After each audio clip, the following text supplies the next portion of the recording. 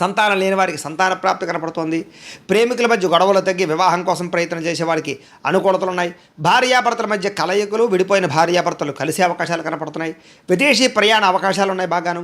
వీసాల కోసం ప్రయత్నం చేసేవారికి మంజూరయ్యే అవకాశాలు ఉన్నాయి. రావాల్సినటువంటి డబ్బులు కానీ మొండి బకాయిలు కానీ చాలా త్వరితంగా మీకు వసూలు అవుతాయి. ఆర్థిక ధన ప్రాప్తి, డబ్బులు సంపాదించడానికి కొత్త కొత్త ప్రయత్నాలు చేయడము, విశేషంగా కృషి చేయడంతో పాటుగా నూతన వాహనాలు బాగా అనుకూలించే అవకాశాలు ఉన్నాయి. గృహోపకరణ వస్తువులు కానీ, యంత్ర పరికరాలు కానీ, ఎలక్ట్రానిక్ గ్యాడ్జెట్స్ కానీ, కంప్యూటర్ వస్తువులు కానీ ఎక్కువగా కొనుగోలు చేయడం, బంగారాన్ని కొనుగోలు చేయడం, ఇలాంటి అవకాశాలు బాగా కనపడుతున్నాయి. అలాగే కొత్త కొత్త ఇండస్ట్రీలు కానీ, ఫ్యాక్టరీలు కానీ, వ్యవహారాలు కానీ, వ్యాపారాలు కానీ పెట్టే అవకాశాలు ఉన్నాయి. అయితే సినిమా, టీవీ, వీడియో రంగాల వరకు ఈ సంవత్సరం బాగా కలిసి వస్తుంది. అవకాశాలు వస్తాయి. బాగా మంచి ఆర్థిక ధర ప్రాప్తి కనపడుతోంది.